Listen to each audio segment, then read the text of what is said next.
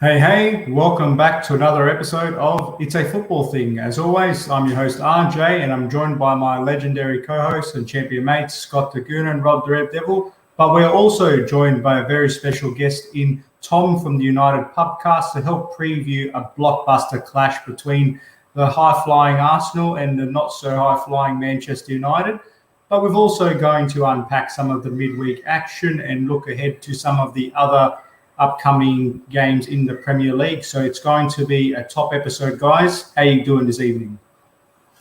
Tom, you first, mate. You're the guest. Yeah, well, good. Thank you. I wouldn't know if you call me a special guest, but I'm definitely a guest. You're special to us, mate. Special to us. No, honoured to be on it. I was just saying to my wife, what are you doing tonight? And I say, well, every Tuesday and Thursday, not pissing you pub, but I tune in every week, Tuesdays and Thursdays. It's part of my ritual now. So an honour to be back on. And obviously a big game. I'm sure we'll obviously touch on it in a little bit. But definitely looking forward to it, boys. Good, Scotty. Me, mate, I'm good. I'm good. I spent the day out in the sun at a Year 5 camp today, which was delightful. Plenty of sunshine, plenty of mozzies, plenty of children who liked following the instructions. It was good. Cracker of a day. How you going, Rob? Good, mate. I have to say the nerves are kicking in a bit. I was nearly going to get the JD out tonight, but I'll see how we go. I got Tom in my corner, so I'm sure he'll help me get through it. Yeah. RJ, you're going to have to be an Arsenal fan tonight, mate, so we level this up. Manchester versus London tonight. That's it. Absolutely. Boys, we obviously had a fair bit of Premier League action this morning. I'm going to chuck the scores up on that, but obviously we've got a lot to get through. So we're going to chuck it up. We'll quickly talk about anything that really stood out to us. And then we're going to rip right into this IFT Derby. Before we do that, I want to acknowledge some of the champions in the live chat. We've got Daniel here. Daniel, I'm looking forward to seeing the score updates, man. I know I got a couple of scores correct this morning, so I'm on the comeback. We got Emad here, Man U's #1 fan. Nice to have you here, Emad. Declared. There's 2 RJs. 2 for 1 deal. That's it. You got a couple of them. Yes, Davide, of course, all Man United fans are special to us. We love United fans, especially Robbie and Tom. They're probably my 2 favourite United fans. We've got Martin here. Evening, lads. I'm not going to read that next word. Let's just skip that. Gunaretti's in here. Good evening, lads. Trippy's here. The IFT podcast pro club striker. The striking sensation turned CDM. And we've got Param here as well. No nerves here. Well, Param, we'll see if the boys are as confident as you. It felt weird to me having Premier League football midweek. It was crazy. I was trying to get ready for work. Football was on. It was all over the shop. But let's chuck up some results because there was some great football this morning on offer. RJ, we might start with you. Obviously, I'm assuming you watched that Chelsea match. Maybe just quickly talk us through that. Yeah, I'll keep things nice and brief, just like any part of the good elements that we offered this morning. It was a really tough one to digest. Watford, to their credit, came out swinging, and they were really intense with their press. They had a lot of belief, a lot of conviction what they were doing. They had a bit of quality blended in, but equally we were a bit of a patched up Chelsea. No Reece James, no Chilwell, no Kante, Kovacic or Jorginho, plus Silva came off the bench. So it was really a chop and change lineup. And as a result, we looked like we had no rhythm. We were struggling in the first part. There was a medical emergency which disrupted the play for about half an hour, but I hear that the person is doing okay, so that's nice to hear. Overall, 2 nice goals. It's one of those situations where despite not playing well, you get the result. But as we said against when we played United and Burnley, you can dominate all you like, but what counts is the goals. So we executed 2 nice goals with Mason Mount and Ziyech, who was a bit of an impact sub. And overall was just a vital 3 points in the context of the season, given both Liverpool and Man City got some good victories as well. So, yeah, not a game for the highlights reel, that's for sure. When's the best RJ back? Because I wasn't sure. I had him in my starting lineup. Same, mate. In mine as well. When's he due back? Well, it depends. From an FPL point of view, he's never coming back. But from a reality point of view, I believe he'll be back this week. Like in terms of the West Ham game. That's my understanding. Boys, quickly as well, let's I think it would be silly not to mention Merseyside mayhem. Liverpool And I don't think we're shocked because we all predicted a heavy scoreline in Liverpool's favour, but 4-1, they looked good at Everton. The scary thing is, I watched parts of this. Pickford actually looked like he had an okay game. Besides the one goal where he got done at the near post, he actually made a fair few good saves as well. It could have been more. Tom, did you catch any of this one? Unfortunately, thanks for coming to the United Fan to discuss how good Liverpool are looking at the moment. But yeah, the sad thing is, well, obviously from our point of view, is along those lines where you completely agree and you all predicted on Tuesday saying this is going to be a walk in the park for Liverpool. And sometimes when you think that's going to happen, it sort of turns out a little bit tighter. But when it goes to plan like that, it's scary for both clubs, obviously, from our point of view, looking at how good Liverpool are, but also look at the state Everton find themselves in. And I think it's compounded worse when you lose a derby in that fashion with Rafa Benitez in your dugout and the Liverpool fans celebrating in the manner that they did. But the thing is, that's no surprise that you expect Liverpool to go and win 4-1 at Everton. And I don't know who they got next, but if it's a game like that, you would assume they're going to score another 3 or 4 goals. I think I saw an average this season in the Premier League or overall fixtures, I'm not quite sure, but they've been averaging 3 goals a game, which is scary. I don't like it, but you have to take your hat off to them. It's kind of funny, Tom, because us boys, we have like a punters club, and one of the boys in there put like 4 fixtures all under 2.5 goals. And that's normally not been too bad a bet, but then you look at this, that gives you an insight into how well we're actually doing.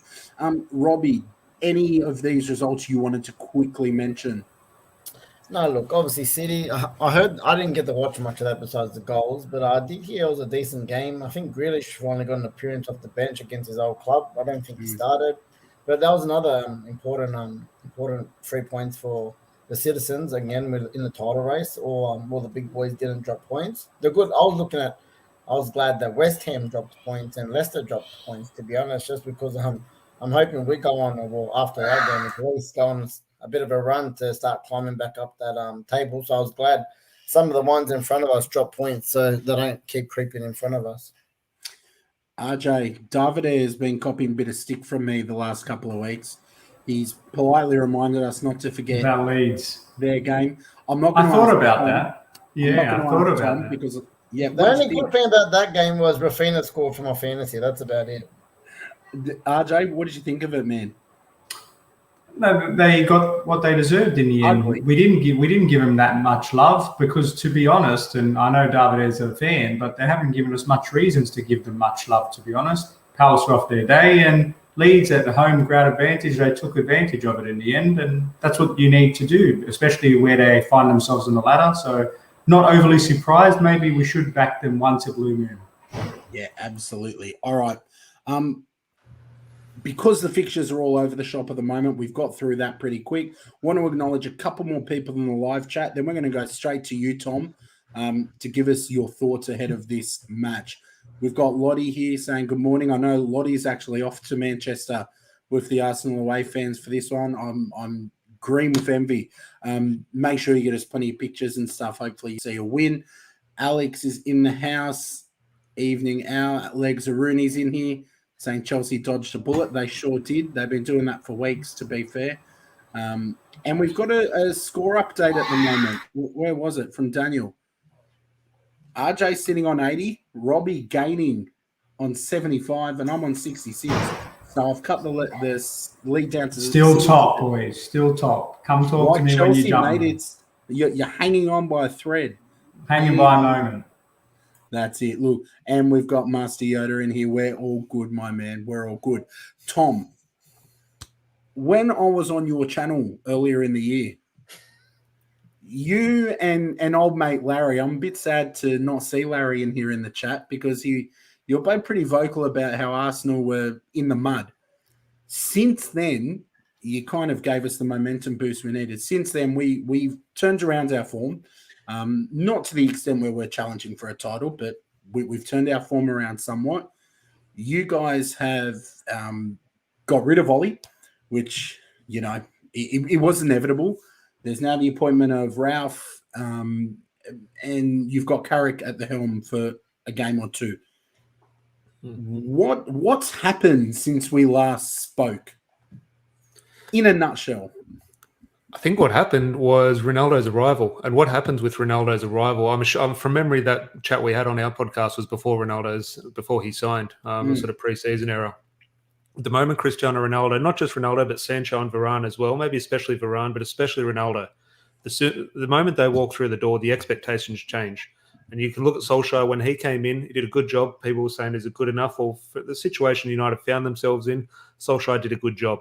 And he was slowly progressing. You just have to look at the league table finishes. While maybe the football wasn't what people wanted, the progression was there, especially in league play since, semi-final and suddenly a final. We were progressing somewhat. Okay, we weren't on the slide sort of thing as we are now. The moment Ronaldo walks through the door, those expectations change. And suddenly a team that is maybe going to qualify for top four, maybe a good cup run, suddenly the expectation is win the Premier League and win the Champions League. Solskjaer was never the manager to do that. He was the manager who was just getting us along nicely. Suddenly, those expectations were just too much for Solskjaer, and he's not that manager for it. So, yes, we can criticise him, but I was never over the top because that's not what his job description was when he signed. The club giving him a new contract or giving him the job on a permanent basis, that's another debate. But that's why I was never too hard on Solskjaer, because for what he did a fantastic job. But ultimately, you do have to look at the squad we have now. That's a title-winning squad. Well, maybe not a title-winning squad, but a team worthy of sort of contending for a title. And to do that, you need a manager worthy of that. And unfortunately, that Ollie wasn't the man. So, look, it's still early in the season. Solskjaer needed to go.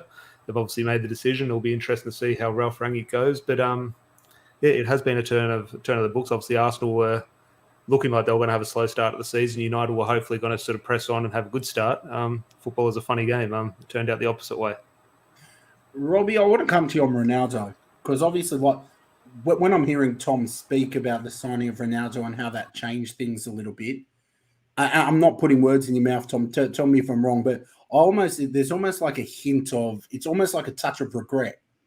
I don't know if there's any of that in you, but Robbie, do you, and Tom, feel free to add in, do you regret signing Ronaldo when you look at your squad now? Because I know you were very vocal about Ronaldo at Juventus and how the structures in the squad had to change to accommodate him. And look, rightfully so, he's one of the greatest players of all time. But if you had your time again, would you have let him go to City? No chance go to City. But look, it's hard, man. You're playing with the heartstrings at the end of the day. You're one of the GOAT right now, or for all the great times we had. Since Ronaldo left and he's gone to Real Madrid, every transfer season at United, you always hear United, get Ronaldo back, the glory days will come back. So for him to say, okay, we could clearly see it. Like I said, I'm a Juventus fan. I think now that you see where Juventus is actually right now, obviously from someone who watches the Serie A and Juventus, he actually done well to get that team where they were for the last 2-3 seasons. They won 2 Scudettos with him, and now that he's out of the team, they've nosedived. They're like 8th at the moment. They're struggling big time. But again, like I said, if you go back to 2015, 2017, when Juventus made 2 Champions League finals without Ronaldo, that team was a squad of team. As soon as Ronaldo did come in, he was a focal point, and everything, Juventus made everything go through Ronaldo. Someone could be open 5 meters out. They would have to put up their head and pass it to Ronaldo. That's just how it was. And they did get too reliant on it. And it got too a lot of the other teams picked up on it in the end. And, it was very... Is it another way to look at it, though? Like, because he is such an iconic player, was for United, does the sentimental flag become too much in the sense of, if it's hindsight's a wonderful thing, but just pretend you could wind the clock back and he doesn't come to United, goes to City, but someone could say to you, because he didn't come to you, your team performs remarkably better. Like, they're a lot better. They're in the title race. Does that not make you want to reconsider your decision? Or is the fact that him going to a rival outweighs the fact that your team would be in a much better position where they are now? Look, there's definitely that argument. I completely agree. And if you take Robin and my sort of heart out of the thing, we might think things a little bit differently with a clearer brain. But the fact is, we are emotional about it, Cristiano Ronaldo, and the sentiment does play part, and rightly so, in my opinion. It is a special thing for Man United fans. But ultimately, Ronaldo doesn't come in. Martial going to lead the line? Cavani's going to lead the line from the injury table type thing? Is Rashford going to lead the line? Greenwood. Can't rely on Ultimately, Ronaldo has been good for United.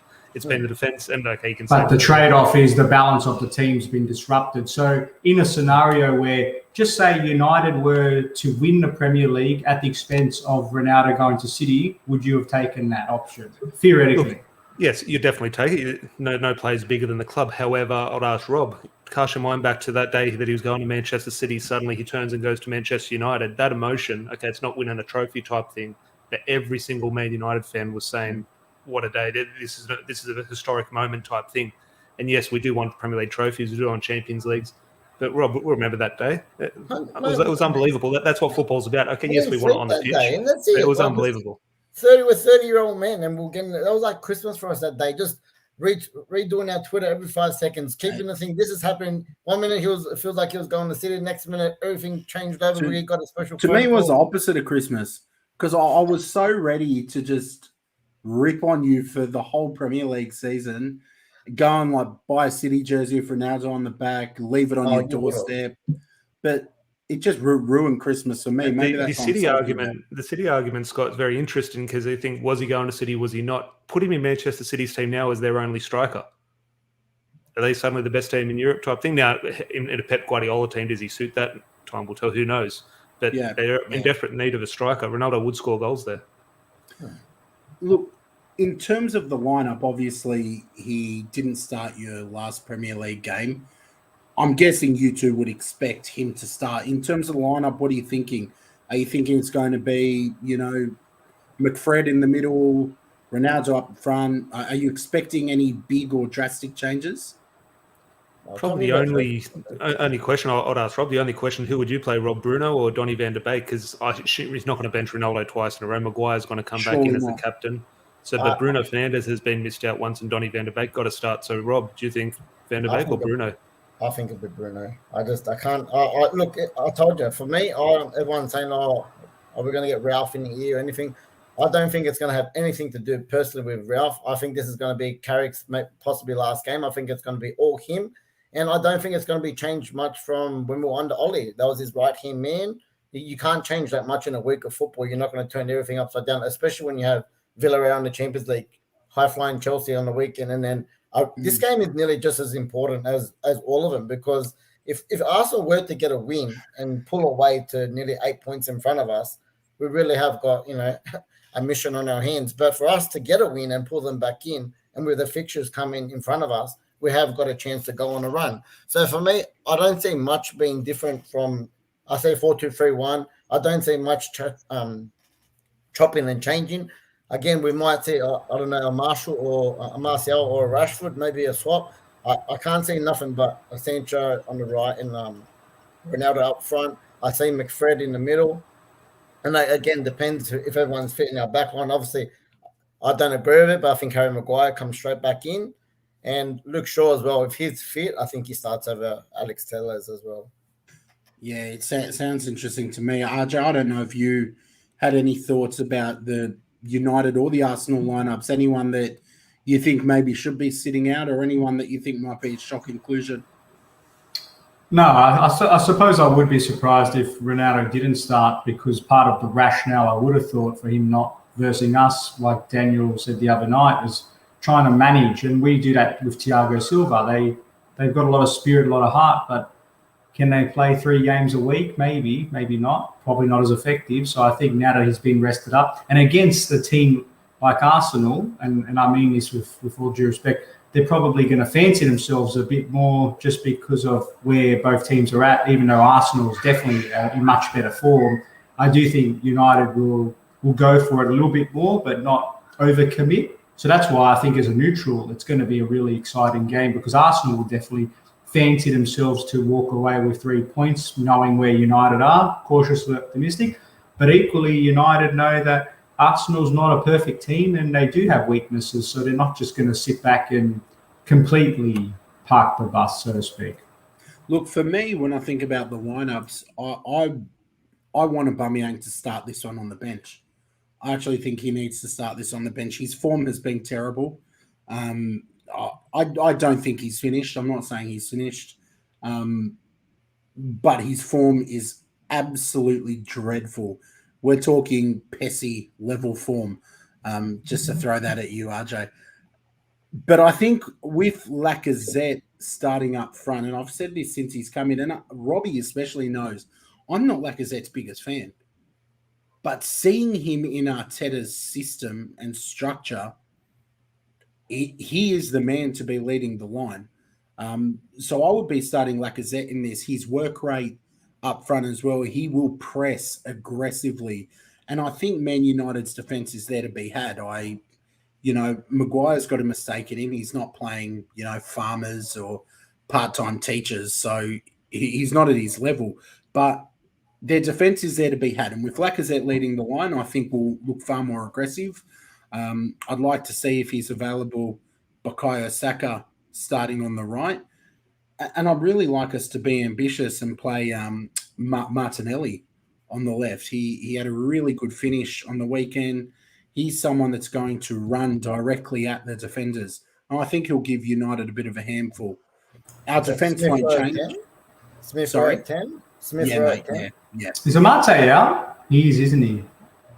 Partey, Who? sorry. Partey. At this point, it's looking that way, but not confirmed. Not confirmed. So, but we do have, I think Xhaka is getting near fitness, but I would rather not have him start this one. Scott, what about left back?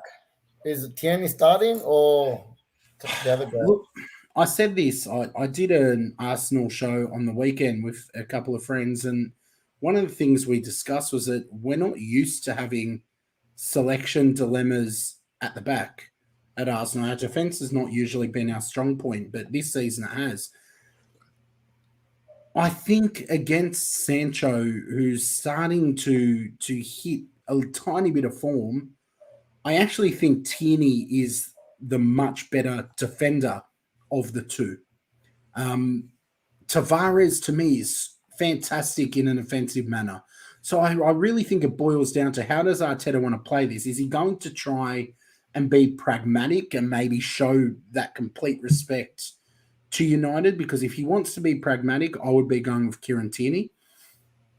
But if he thinks, and the squad think that we can really go and take it to United and we can go and punish them a little bit, I think it's got to be Tavares because he's the better of the two in an attacking sense.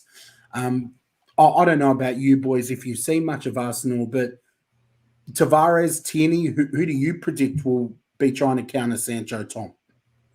Well, from what I've seen in recent weeks, Tavares has been playing, and look, he hasn't, in my opinion, not sort of lit the world on fire, but he does look a threat. And now, obviously, whenever you do have two fullbacks in a squad, we have it both at right back and at left back, and it sounds like you have the same dilemma at your left back position. Is okay, one's very good defensively, one's very good going forward. If you could mould the two, it would be fantastic, but they've obviously got weaknesses to their game type thing. So it will come down to Arteta's approach. If both are fit, it will be what Arteta sort of wants out of the game. If he does think United have got to be on the front foot, or if he does think he can get at United. And look, it's one of those ones. Is it a good time to play Man United? It's either the best time or the worst time. We'll know after 10 minutes of the game, and it'll be fascinating to see how he does approach it. For me, and Robbie, I'm going to come to you with this. There is, as far as I'm concerned, form goes completely out the window. Means nothing in a match like this. Even though neither of our teams are at that top level at the moment where we both love our clubs to be, United and Arsenal is huge. I disagree, bro. I disagree. Oh, come on. You don't think this is huge? Oh, it's huge, but I'm saying I'm the one that always backs you with the whole form goes out the window. Look, if off facts, I said form goes out the window when we played Liverpool. I said form goes out the window when we were the Manchester Derby. So, yes, look, this is probably out of the three that I want to play. And, yes, form should go out the window at home as well. And, like I said, the good thing is hopefully the Real would be maybe just sitting in the seats. It should have a little bit more of an extra buzz. But, at the back, I told you, it's a natural thing. The players at the back of their mind are still going to think, we're still not in the greatest form. They probably got more pressure playing at home in front of a pack 75,000 at Old Trafford, thinking, hey, you guys have got to go and fight and have a go at Arsenal. We can't sit back at home and play on the counter-attack. Yeah. And, mate, I agree with you on the point you made that obviously if you're choosing between Liverpool, City or Arsenal to play, you're going to pick Arsenal. It's like asking your missus if she wants to marry you, Brad Pitt, or Channing Tatum. She's obviously not going to pick you, mate. So, you know, and I don't think any of ours would, except maybe Tom, because he's a handsome fella. RJ, you're neutral. Well, I don't know if you're neutral. Or I hate you both equally. You're right. I'm pretty neutral. If you're repping London tonight, maybe.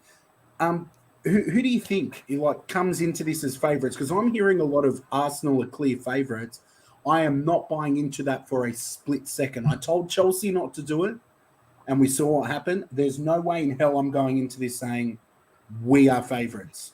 I still wouldn't change my mind even if I had to go back knowing what I know now. Of course, we would go in feeling confident we should have. We were much better. We deserved to win, didn't win. But that's how it goes sometimes. But that doesn't mean Arsenal shouldn't be approaching this game with confidence, because they have been the better of the two teams. And United, you know, no banter here. They've been a shadow of themselves, and they've been woeful to watch. And not all the time, but more often than not, they are a team that looks very disjointed without a lack of a clear game plan. The players look like they're half-baked half the time, and it's really hard to gauge just what their identity is at times. So Arsenal, on the other hand, have shown a lot of promise, despite the 4-0 thrashing against Liverpool, and that seems to be a stock standard score for most teams that they verse nowadays.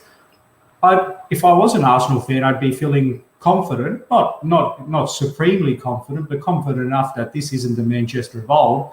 But equally, if I'm a United fan, you've just got a morale-boosting draw against the European champions at their home ground. Surely that's got to account for something in terms of confidence, especially knowing you've got your own injury issues. So I think it's going to be a lot closer to what people make it. I just hope it's an open game. I sense there'll be a bit of tension at the beginning. People aren't going to want to concede early. I concede that. But I would say Arsenal probably, this is the time, if you're ever going to go to Old Trafford, now's your opportunity to strike. Yeah. But then again, I'm very keen to see if United can bounce off the momentum that they gained against us, because even though they didn't play very well, they defended with a lot of resilience and can actually pick up from here and play good against you guys who've been in good form. And we're dreadful at Old Trafford. Like it's no secret. We hate playing at Old Trafford. Ronaldo loves playing against Arsenal. He's always good for a goal. There's a lot of things there that should give United fans confidence. Tom, I want to come to you on this comment from Trippy. He said, with a new manager watching, it's time to impress or get ready to see the exit door. We'll get to predictions to this match in just a sec, because we've still got plenty to cover tonight. Do you think the appointment of Rangnick will have an impact on this game?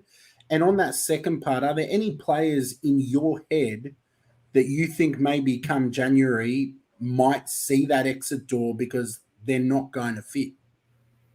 Yeah, well, on the first thing, I was having this discussion yesterday, and we were all talking about a new manager bounce. Now, I know he won't be in the dugout, but there is that feel of the new manager type thing. So you look at when Ollie came in after Jose Mourinho, the classic new manager bounce type thing.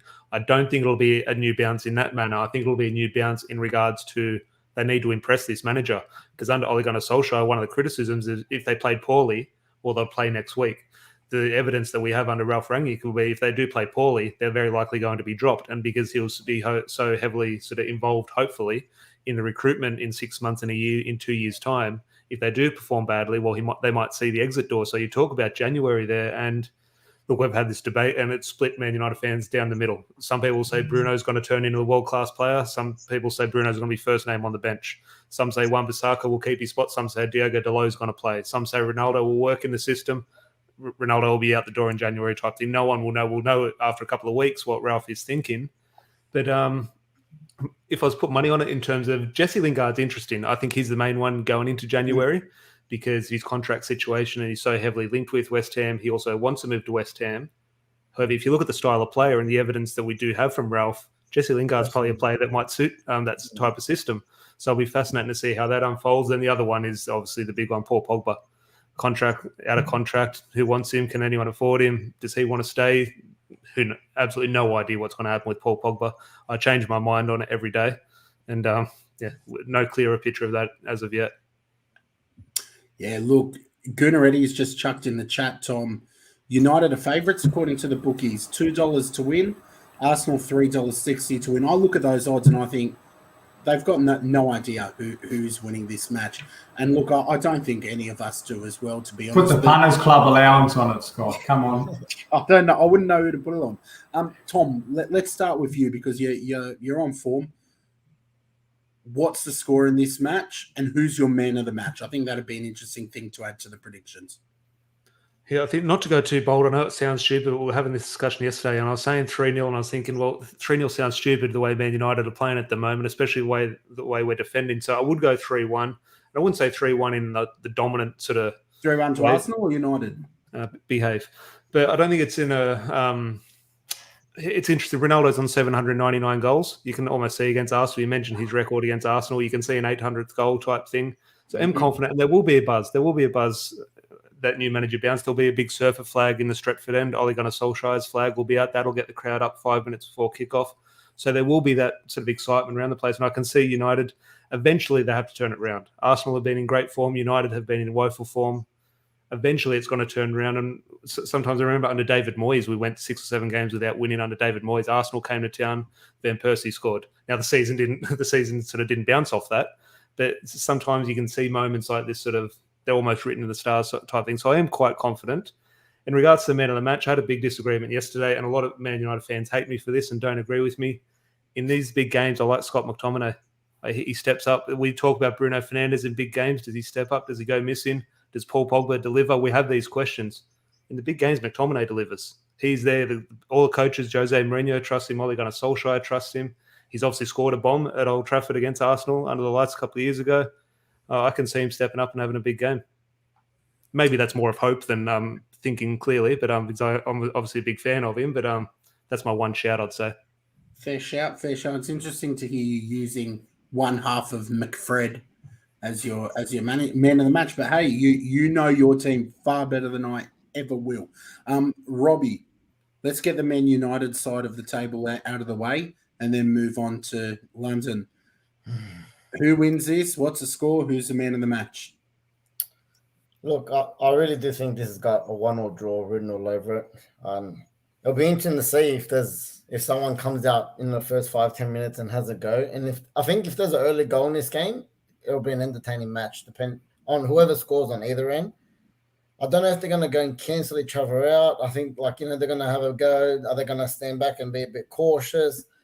Look, I really do. I'd love to see Ronaldo get a goal. His 800th goal, maybe in front of the Stretford end. But if we're going to win, I think it's going to be tight, a 1-0 or 2-1. But yeah, we don't keep clean sheets. I'll stick with a 2-1 for my predictions. And man of the match. Oh, sorry, mate. Yep. Look, I'm just going to go for Ronaldo. If he's going to score, he'll probably get a double. Interesting. Before we go to you, RJ, just a couple of predictions in the live chat. Martin's calling 1-0 to the Arsenal. Lacazette to score for Maguire assist. And that's coming from a Spurs fan. Yeah, this is how little respect Harry Maguire has in the Premier League at the moment. That Martin is a Spurs fan calling that. Another Spurs fan, too many. That's too many in here. United 2-1 at home or kiss your season goodbye. Big shout. I don't think the draw's a good result, by the way. That's not a good result. Yeah, I agree with you, man. Gunaretti's 2-0 to Arsenal. Lokonga, man of the match. Good shout. Lottie's calling 2-1 to Arsenal.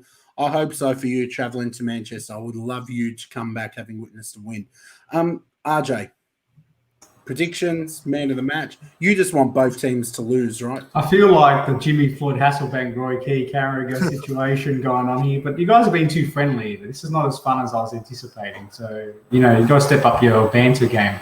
For me, I think, I don't know, I've just got this sick feeling about Arsenal going there and winning the game. I don't know why I do feel like that, but I'm winning the tipping competition at the moment, so I might as well throw a wild card option out there. I think Arsenal are going to win 2-1, and I think that it'll be a lot of action in the second half. It'll be cagey opening, and I'm going to give my man of the match to Mr. ESR, Smith Rowe.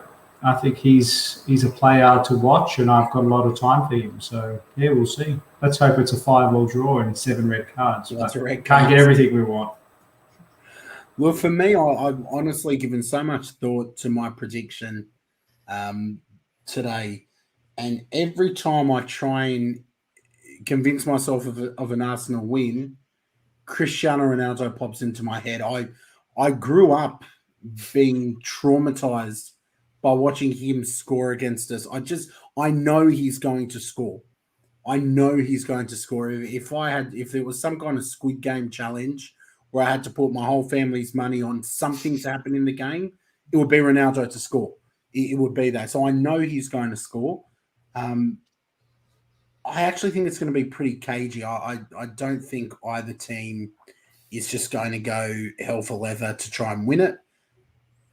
I've convinced myself of a 1-1. I actually think 1-1. I think Ronaldo will equalise late with his 800th goal. So for me, 1-1 is the shout, and that's where I'm at with that. And your man of the match? Oh, my man of the match, yeah, good shout. I think because it's at Old Trafford, it'll probably be Mr. Ronaldo. I'm with you. It's a safe bet, but yeah. Ronnie, before we move on to some other games, I know we spent a whole ton of time on Arsenal and Man U, and rightfully so. It's an IFT derby.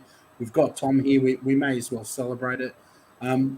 Let's just look at some quick combined 11s. Now, live chat, please feel free to call any of these out to let us know what you think. Now, Tom and I have put together a Man United and Arsenal combined 11. We've done our own based on this season. Okay, so just based on this season.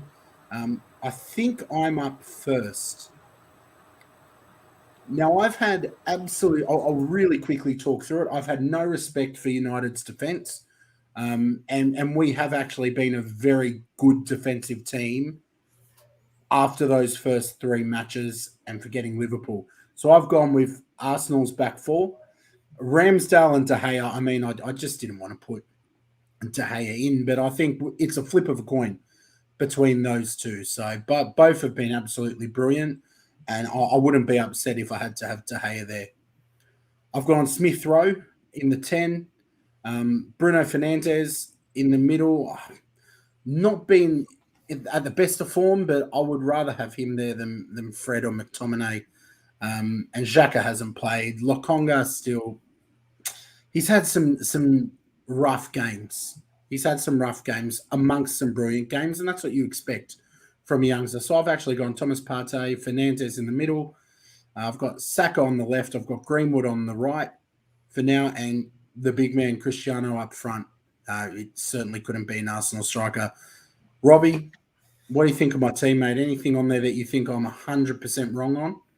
No. Look, just Fernandes in that position looks a bit weird. Like he's definitely not going to sit. He likes to move up forward sometimes as far as a false 9. So I think he'd pull a bit of space there. But besides that, look, I think it's pretty decent, man. What can I say? I can't really argue considering, like I said, when you weigh up the season, I know you weighed up the whole season. It's pretty even, man. So you guys edge it. Yeah, there's not a lot to argue there. Maybe Tom has something to say. I'm not sure. Before we go to Tom Archer, you're talking some absolute nonsense in the live chat, mate. How did Ramsdale make it? I wonder how Ramsdale made it. How did he make it? Come on, mate. He's the kind of guy where the ball gets shot at him and he dives 15 metres sideways. It makes it look like a worldie. Come on. Nah, he's been good, but what I would say is De Gea's been more influential to saving his team's bacon more often than Ramsdale, even though they've both been good. Proportionally speaking, I think De Gea's been more influential. And I'm being legitimately serious. Yeah, no, look, fair. Like I said, I wouldn't be mortified if we had to put De Gea there. Tom, any big criticisms, mate, besides maybe Fernandes being there? Look, it's hard to argue when you do look at the form of both teams, and it's very hard for me sitting here as a Man United fan. You want to get as many United players in there as possible, and I've done my best to do so. But in terms of the positioning so far, it's hard to argue. I agree with RJ in regards to Ramsdale. That's obviously where my sort of team starts, and obviously I've gone with David De Gea. But in regards to, so I assume when people look at this team, they're going to get a sort of lot of hate. And feel free to call me out, and yourself as well, Scott. Call me out in terms of the Arsenal players I've included, whether they've been performing well. They're the ones who have impressed me the most this season in terms of watching, whether they've played consistently. You'll be able to tell me more. But in terms of when I've watched them play, I've seen something there. De Gea and Ramsdale, yes, Ramsdale's been, all three good keepers, Chelsea, United and Arsenal all had very good goalkeepers this season. I'm a little bit with RJ in regards to some of the saves. I think, they're fantastic saves, But let's go back to that Leicester City one off the free kick. A little bit of footwork, he catches that on his chest. The reason he sort of makes that fantastic save is because he doesn't dive. He almost falls The TV over. save, Tom, we call it. TV boys, save, mate. I mean, I'm not going to argue with Schmeichel.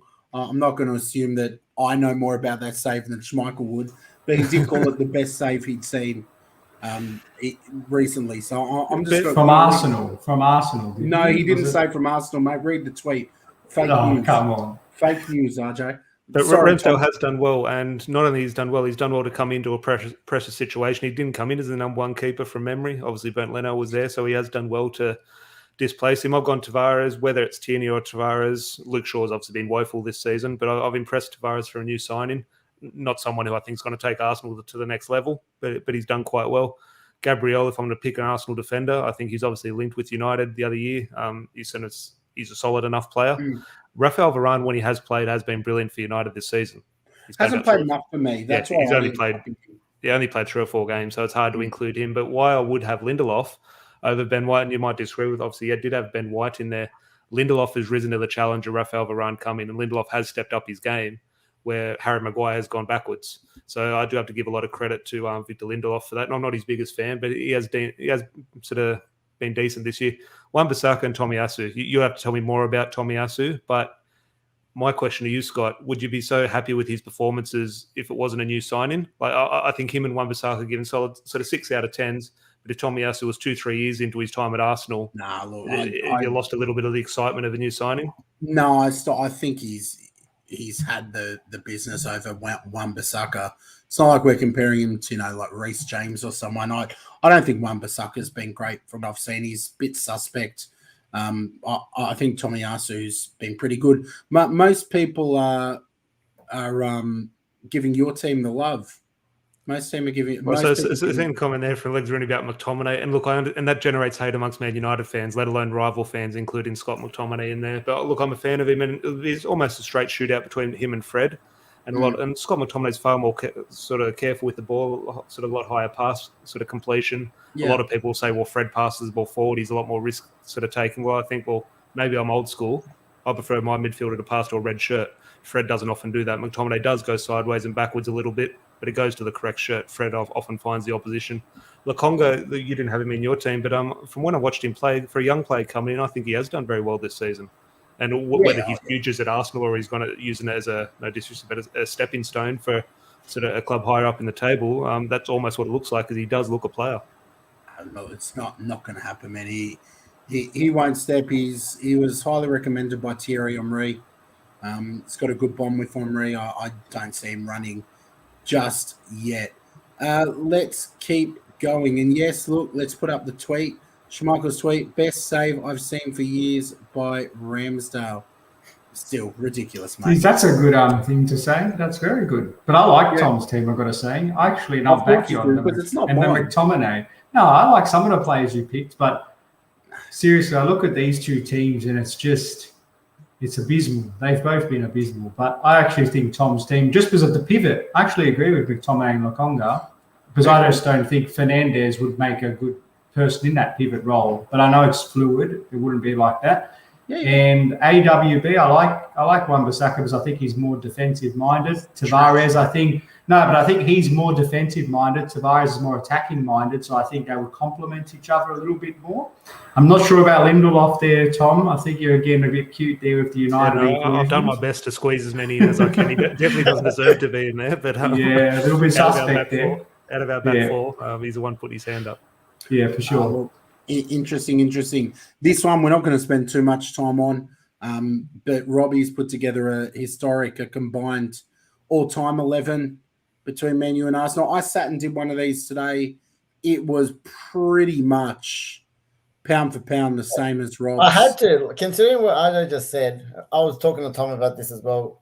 Lokonga and Scott McTominay are a bit of a downgrade on Patrick Vieira and Roy Keane. So, look, that's probably the only one I'd say people call me out for is Keane not being in that starting 11. I'm cool with goals. But I just think like Vieira could sit that little bit more, and I'm a big Scholes fan. The creativity, the shooting, I don't think there's much you can really change there. If, like I said, if anyone wants to call me out and anyone go for it, but I think that's a pretty sick team. And that's the sad that there's players missing: Keane, Bex, Pierres, Burkham, Cantona. The list goes on, man. That's the years that we got to enjoy growing up with, man. That's why it's a bit painful now, but we love our clubs and we love our history. And just look what it was back in the day when we were fighting each other for titles every season. You're the only one that really kind of, I don't know, Van Nistelrooy bothers me up there.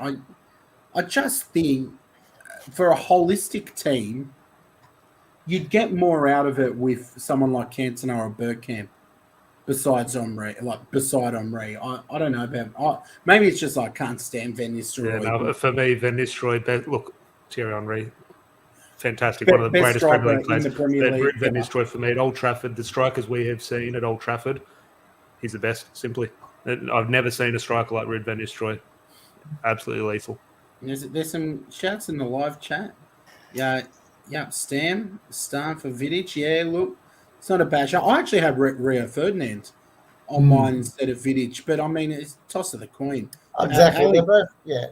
Saying it's a travesty that Rooney's not there. Yeah. Declared saying Van Persie should be there. Now, Van Persie, mate, if we were doing a snake 11, he'd be my captain. But no, good shout, boys. We are not going to stop the fun there. If you haven't been on this channel before, make sure you hit the subscribe button. Make sure you like the stream as well. It does help to get it seen.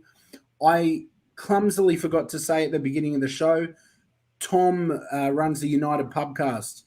I even like tuning into some of their stuff and checking it out. They put out some brilliant content. In the description, I've put Tom's details. I've put their link tree so you can follow the Pubcast anywhere you can find it. So please check that out as well. Show them some love. Their YouTube channel is still relatively new as well. So I know they would appreciate a couple more subs. I would love some of you guys to jump over there and help them. Gents, we still have a ton of fixtures that we need to do some predictions for. Smash through them. Yeah, I think we need to be pretty disciplined with these. We need to be very disciplined and just get to the predictions. Spurs, Brentford. No one really cares about this game, but we'll start with you, RJ. Yeah, lock in for me a win for Spurs 2-1. Tom? Yeah, hard to go past Spurs. I'll go Spurs 1-0. Conte special. Robbie? Yeah, I'll go 2-0 to Spurs. I really need Kane to get some points for me. Yeah, I'm 2-0 Spurs as well. We've already done Man U Arsenal. West Ham Chelsea. RJ, kick this one off. Tough, obviously, London Derby. Very quickly, I expect a bounce back from both teams, but I think we will be the better overall. And, tough. I'm still going to go with my heart, which is Chelsea. So let's lock them in for a 2-1. I actually think this one's going to be a 1-1 draw, only because the injuries mounting up for, pardon the pun, they're mounting up. Yeah, I got that one, mate. I got that. Tom? Yeah, I'd have to fancy a draw as well, and maybe that's a lot through hope as well. But West Ham Chelsea does feel like there's always going to be goals in that, so I'll be going 2-2. Declan for an own goal. Come on, Dick. And what about you, Robbie? This is a very hard game. I really don't know which way to go. West Chelsea's been great, but like the last few, they've had a little couple banana skins the last few weeks. I'm gonna go for a 1-1 draw in this one as well. You've seen my hot form, and now you're starting to copy some of my tips, eh? No, You've seen that I'm in form, Robbie. I pick Chelsea every single week nearly, so I've got to get it. They're gonna have a hiccup eventually. All right, let's look at the next one. This is going to be an absolute cracker, said nobody ever. Newcastle, Burnley. Tom, feel free to kick us off. Yeah, well, it's usually these games that do stand out. They're sort of the surprise ones. But look, Newcastle have to win. Surely they have to win. But because it's Newcastle, let's go 1-1. You can almost see them failing to do so again. So I'll lock in 1-1. Robbie? I'm going stupid on this one. I'm going 3-0 to Burnley. Oh. I am. I can see, like, if that Kone guy and or their Wood or their long balls, if they get the first early goal, mate, you know what Burnley's like when the 3-3 the other week, mate. When they do score goals, which is rare, they score a few. I'm going hard on Burnley. I'm hoping you're wrong. RJ, you're RJ. You're the one with no hair. Yep. Go on, mate. Yeah, the one who's supporting the European champions top of the league. Anyway, 2-1 to Burnley. We'll lock that in. Fucking Chelsea. That burns me. Goodness. I'm going to go with a 1-1 draw in this. Southampton, Brighton. Look, I actually think this will be a good game. Brighton just haven't been able to get back to that form that was looking so red hot at the beginning of the season. I actually think this one will be a ball draw. I'm going 0-0 here. What about you, Robbie? I think this will be a 1-1 draw. 1-1, Arch? Yeah, lock me in for 1-1 as well. And Tom, my man? Yeah, I think Brighton have sort of been quite good. I think there is a little bit of negativity around them, obviously from their own fans as well, but I think they've trotted along nicely. But in saying that, at home to Southampton, I think Southampton do have a little bit about them, and maybe I'll go 2-0 Southampton. Interesting. Wolves, Liverpool. Liverpool red hot, but Wolves have shown this season that they're more than capable of pulling out an upset result. We might go back to you for this one, Tom. What do you think about Wolves hosting Liverpool? Look, the hope is there. However, like we said with Everton, you just expect Liverpool to go and get the job done. Probably not in the emphatic fashion they did against Everton. Sadly, I'll probably be going 3-1 Liverpool. Yep, Robbie. Yeah, I'll go 2-0 Liverpool for this one. I don't think it'll be a goal fest. Interesting. RJ? Yeah, I think I'm leaning towards Tom. I don't think Liverpool's defence is great, but their attack is very spot on. Yeah. What score are you going with? 3-1. 3-1. Liverpool. Yeah. Yeah. Look, I'm going to go with 2-0 Liverpool. I think Diogo Jota will have a really good game in this one. He's been popping up the goods. Watford hosting Man City. I see nothing in this besides a Man City win, but there've been a few results for all their huge wins. There's always a couple where City just kind of battle it out a bit. I think this will be one of those. I'm going to go with Man City to win 2-1 in this game. What about you, Arch? Yeah, as I said, talked up Watford before, been playing pretty well of late, but City as well, that first half against Villa, they're just a different team when they get it right. So I think they will get it right against Watford, but I will go for 2-0 as well. Yeah, I agree. 2-0 for me as well. Tom? Well, I'm going to go against the green, and again, maybe through a little bit of hope, but I see it's the sort of late kickoff, and so Watford under the lights, you can almost see the results. If Liverpool win earlier in the day, that puts a little bit of pressure on Manchester City, and sometimes these night games or the later games on a Saturday, they do throw up a surprise for the away team. So fingers crossed. Let's go 1-0 Watford. Wow. Got some interesting ones. Martin's making. Look at that. His tip of the week. A draw, Watford and City. Well, Martin, we'll see on Tuesday if your tip of the week has come up the goods. You got yours in, didn't you, Robbie? You made your call? Yeah, I said 2-0. 2-0, yeah. 2-0. Well, let's look at Leeds, Brentford. I don't know if David is still in here. If you are, chuck your tip in, my man. But what do you see happening here, RJ? Yeah, we don't give Leeds much love. But you know what? Now's the time to give them a little bit of love. I think they will, especially with Brentford's poor form. I reckon they will get the job done here. I think it'll be 2-1 to Leeds. Wow, 2-1 to Leeds. Okay, there you go. What about you, Tom? I know you've got plenty of time for Leeds. Yeah, it's hard. Yeah, pretty much every sort of. I must hate all the teams. Every result, I'm sort of picking one with my head, one with my heart. But with Leeds, look, they do have that win under their belt now. You assume they would go kick on. And unfortunately, yeah, let's go 2-0 Leeds. I think they will have enough for that one. Interesting. Robbie? Yeah, where is it at Leeds? Your brother's called Brentford 1-0. Yeah, because like I said, Leeds only they don't score a lot of goals, and like they only got the penalty yesterday. They did deserve the win, but I might go for another 1-1 draw in this one. I think Brentford's got enough to get something out of this game. Look, I was originally going to go Leeds, but I'm struggling in the tipping comp, and all the live chat seem to be saying Brentford.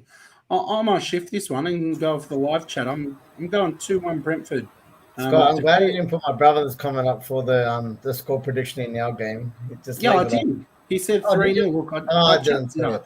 Chucked it up earlier, saying we're going to make you look silly. 3-0. This is my least. This is my other side of me. My younger brother, the clown. The best side. Boys, we've all done tips there. Let's look at United Palace. I don't think you'll do this easily, but I think you'll have enough to beat Patrick Vieira's boys. I'm going 1-0 United. What about you, RJ? I think this might be a surprise result. I'm going to lock in a 1-1 for this game. There you go, Tom. Well, you say a surprise result, RJ. The last thing any Man United fan wants is Crystal Palace at home. I meant surprise for Palace not winning. That's what I meant by a surprise result. They win every single time. They come Old Trafford, they get 3 points. That's what Crystal Palace do. Exactly. So, but no, let's say that will be the one with the new manager bounce. Yeah, I have to back United. I'll go 2-0 United. Robbie? Yeah, same. I'm hoping that the bounce won, so I'm going to go for a 2-1. All right. Dean Smith's Norwich playing Norwich. I've like a speech impediment with their name. Can't wait till they get relegated and I don't have to say it for a season. We'll go with that lot, the Canaries against the other lot, Spurs. I do think Spurs will take this, even though the Canaries are turning it round. I'm going to go with 2-1 to Tottenham Hotspur. What about you, Rob? I want to tip an upset here, but I always think the tipping comp. So, yeah, I'll go for a 1-0 to the Spurs, even though I do think that could be a draw that game. Interesting. I've chucked a few up there, a few score predictions from the chat. What about yours, Tom? Look, it's hard. It's hard to tip against Tottenham against Norwich at home. You assume that just quality is going to take over. So I'll go 2-0 Tottenham. Arch?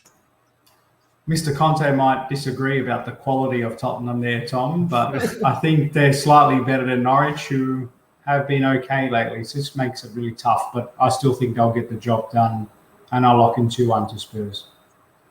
Interesting. There we go. We are nearly there, boys. Like I said, we have so much to cover tonight. Villa hosting Leicester. Both teams would really love the 3 points here. Yeah, low-key good game, this one. Yeah, cracking game, I agree. Yeah, I think this will be good. Robbie, what do you think the score will be? 2 or draw. High scoring draw, this one. Another one for Leicester. Another 2 or draw, you think? Yeah.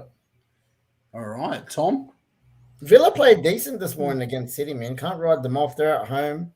They couldn't even... You know what? I'll change that. I'm going to change that to a 2-1 to Villains.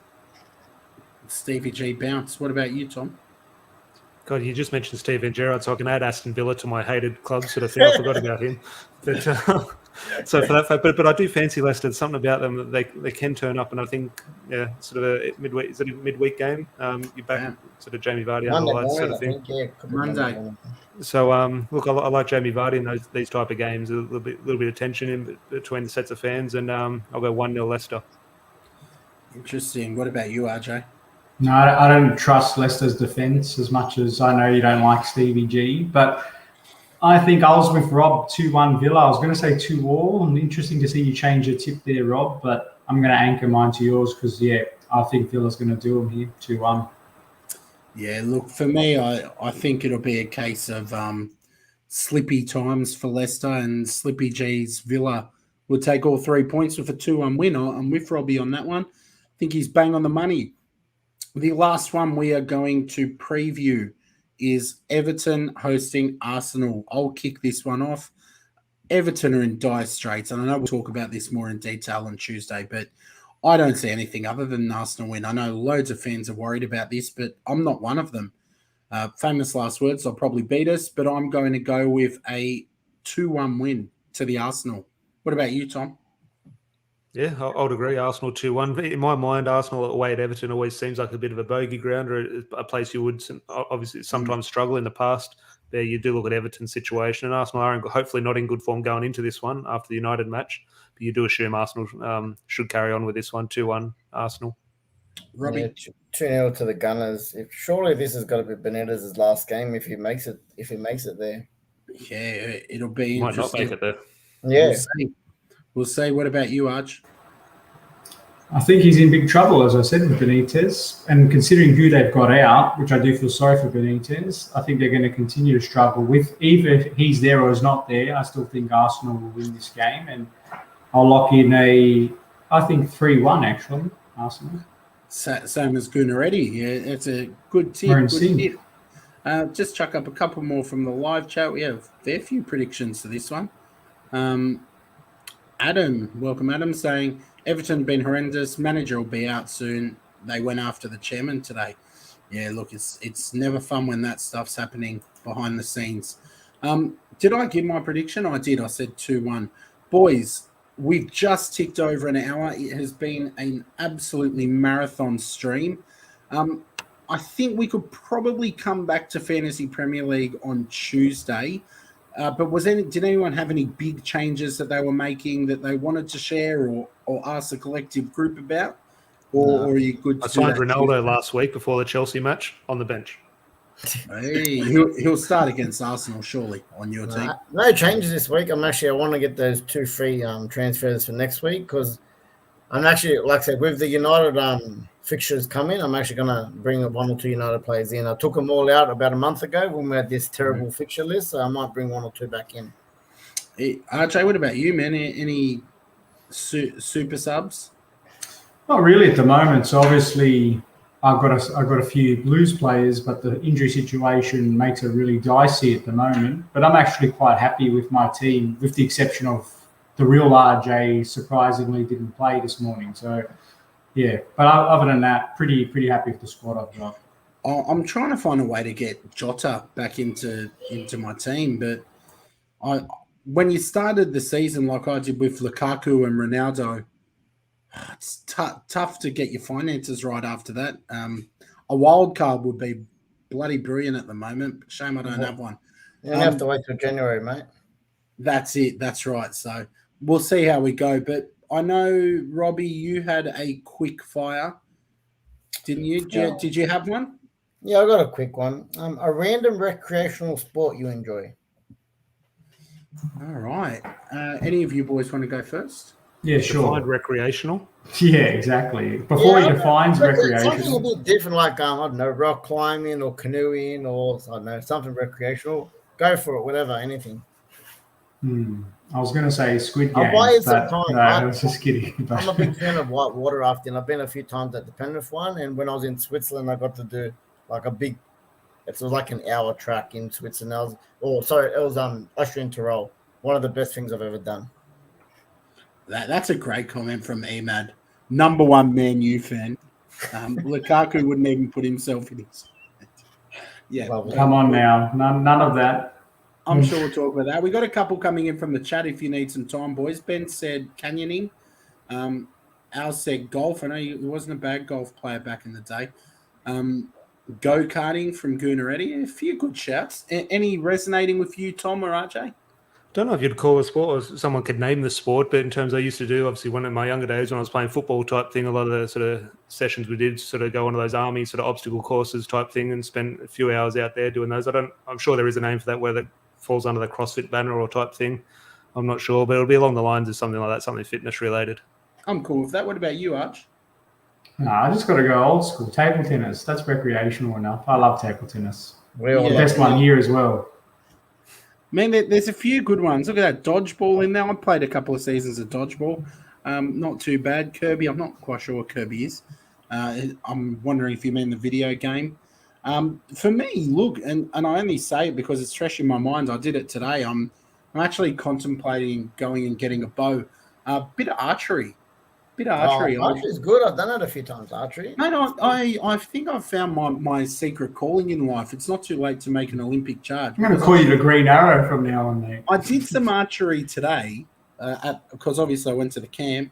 And, mate, I schooled all those year 5s. I absolutely showed them who was boss. Hit a bullseye, didn't miss the target. I was all over it. So I think it's got to be archery. Yeah, you could give Aubameyang some tips, mate. I was just about to say, hopefully you don't hit the target tomorrow. No, look, we'll see. There's a couple more good ones declared. Saying yoga on a nude beach. Good. I'm glad he didn't put trying to finish goals in pro clubs or something. Yeah, in pro. Yeah, that's for sure. That's for sure. We've got a few in there, so we've got some good comments in there. That was a great question for one that you just thought of, Robbie. I know you just did that on the spot. For me, boys, I'm going to ask you, I'm going to give you 3 categories of food. I'm going to say start one, bench one, sell one, but we'll use it with food. We're going to go Thai food, Italian food, or Middle Eastern food. Start one, bench one, give one the flick. Oh, that's easy for me. Italy, the Italian food is like on my menu, and then I'll go the Thai on the bench, and then I'll sell the what was the last one? The Arabic food, Lebanese Arabic food. Yeah, I'll give them the flick if I had to out of the three. Sorry, Ahmad. food. Tom? Tough one. Yeah, I'd side with you, Rob, in regards to Italy. That would get the start for me. I'd probably opt for the Middle Eastern on the bench, though. That'd be a close second, but unlucky to be on the bench. And look, I don't mind a bit of Thai, but yeah, out of the three, unfortunately, they'd have to get on the transfer list. I feel like, and I just thought of that question on the spot, I probably shouldn't have included Italian because with this panel, it was always going to happen. What about you, RJ? Both boys got compelling arguments. It just really depends on the day, doesn't it? But obviously start Italian. But my initial gut feeling said to bench Thai and flick pass out the Middle Eastern.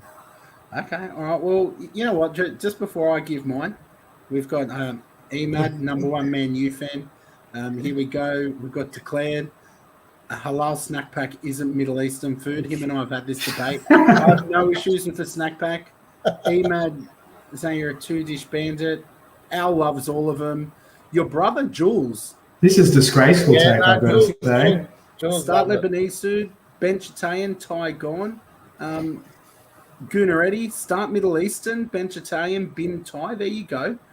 Lotties with Ben, Italian start, bench Thai, sell Middle Eastern. Jules, yeah. Emad doesn't like you anymore. For me, I'm obviously I've got to start Italian. I didn't even think of that. Start Italian, bench Middle Eastern, and I'm counting kebabs and snack packs in there because they're two of my staple foods. And I have to bin Thai even though I love it. So, boy, I don't know if you have one, RJ. Yeah, just quickly, just one your favorite sitcom. Can be from any era. Favorite sitcom. Seinfeld. Seinfeld for Tom. Yep. Okay, I like that. I was a big fan of Scrubs. What sitcoms? Scrubs. I loved Scrubs back in the day. Good show. Or The Office, the American. I've been watching The Office like lately. So good. So good. What about you, Robbie? I haven't got one. I didn't watch sitcoms. I'm being serious. Any show then? I'll go back with a random one. Revenge. I was a big fan of that when it came out. I watched all the seasons. How come every show you like is just about like shooting people and games and fighting? Mate, you're such an angry bloke, Robbie. Power was good. Well, I like All American. It's always fighting with you. You just save some room, Robbie, for Arsenal's all or nothing at the end of the season. I'm sure that'll be top of the list. Oh dear, Rob. I hope you're not looking at the chat. I hope you are not looking at the chat. Start Thai, bench Italian, and Middle Eastern. This isn't going to end well after this conversation, guys. Sam, if Rob kicks you out, you are more than welcome to go and stay at RJ's place. You thought I was going to extend the invite, but boys, it's been a cracker. It's been an hour and 8 minutes. We wanted to keep the stream a little bit shorter, but you know what? When you're previewing a blockbuster like Arsenal, Man United, you can't keep it short. It's been an absolute pleasure. Tom, we appreciate you coming on. Are the Pubcasts doing anything extra for this game? Any review or any extra previews? Well, we're actually back at the pub tomorrow because obviously it's a 7:15 game, so a few of us are obviously working in and around the city will have the morning off. I'm actually going to watch the match at our sort of home pub in the city. Obviously not going to be a big turnout or anything, but we'll be doing something that if it's a good result, I'm assuming a few people want to stay back and record something. If it's a loss, I think we'll all head off straight to work, but nothing too special. Obviously the review probably Friday night, but love coming on, boys. I really appreciate it and always enjoyable. Tom, while you're there, plug the charity game. You're the captain, mate. Go for it. Yes, please. Yeah, play, coach, captain, manager, all that. I'll start myself in midfield until I need a breather. But yeah, Rob's obviously going to be down there as well. The Man United Supporters Club, as he's mentioned before, we're playing Watford on Sunday at 5 Sports at Carinbar, 2 p.m. kickoff. They're always great games. They start off with a bit of charity. It's all for charity. We're raising money for the food banks here in Sydney and Canberra, and we've already raised over $1,000 type thing, which is fantastic. And Matt's his business has sponsored it as well, which makes a hell of a difference, which has been great. But whoever you support, it's always great to come down. There's plenty of goals. Like defending is often sort of optionable because no one can really defend after 2 runs. Everyone just sort of says, "No, I'm not tracking back." Type thing. So there's always goals, there's questionable tackles, there's always red cards, like good spirited red cards, like sort of I thought I could get that ball, but 10 years ago I could get that ball type thing. So they're always good, enjoyable matches. So if anyone is in Sydney, feel free to come down and. Well, Tom, if you're after a couple extra players, I know Scott and I are good for a couple of own goals. I mean, help the team out, of course. So. No, I'll play for Watford. Well, obviously, the co-host of the Pubcast, Larry, in his last appearance against Liverpool, he gave away a penalty. So, as long as they paid him good enough, that's all that matters. So everyone's got a price, Tom. That's what I like to say. But boys, look, it's been fun. There's some cracking football coming up. It's going to be brilliant. And as always, it was a pleasure doing this with you guys. We are back on Tuesday night. I have a feeling some of the Man United faces in the live chat that we don't see every week because we're not always graced by a special guest like Tom. But I reckon I'll see a fair few of them back on Tuesday if they do the business against Arsenal. So make sure you do come back Tuesday night, 8:30 p.m. You know where we'll be. But I'm not going to promise you any kind of grace or humility if Arsenal win. It's game on. There's no mercy. The gloves are off, boys. Calling in if Arsenal win. Yeah, no, but if United win, I expect everybody to be civil and gracious. Boys, it's been fun. An hour and 11 minutes. Let's get to bed. We've got some football to wake up for in the morning. Take care. Please hit the like button on the way out, and we will see you back on Tuesday night. Take care, and come on, you Gunners. You're not.